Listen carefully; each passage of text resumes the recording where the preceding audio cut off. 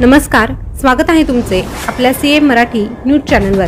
आज पुन्हा एकदा एक नवीन माहिती घेऊन तुमच्यासाठी सज्ज झालो आहोत।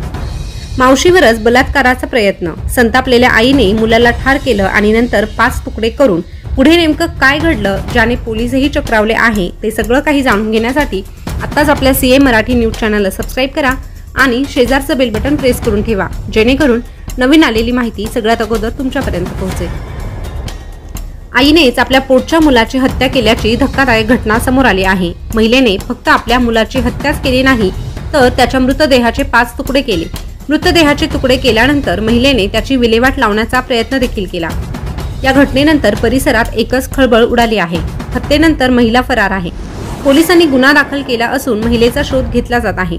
आंध्र प्रदेशात ही घटना घडली आहे। प्रकाशम जिल्ह्यातील एका 57 वर्षीय महिलेने आपल्या मुलाच्या गैरवर्तनामुळे निराश होऊन नातेवाईकांच्या मदतीने त्याची हत्या केली आणि त्याच्या शरीराचे 5 तुकडे केले, असं पोलिसांनी शनिवारी सांगितलं।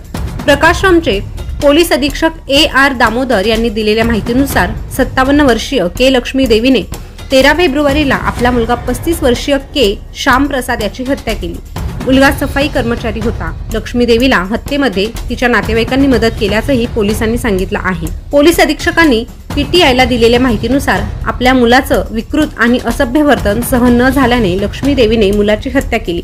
मिळालेल्या माहितीनुसार प्रसादने बंगळुरू, खम्मम आणि हैदराबादमधील त्याच्या मावशी आणि इतर नातेवाईकांशीही असभ्य वर्तन केलं होतं।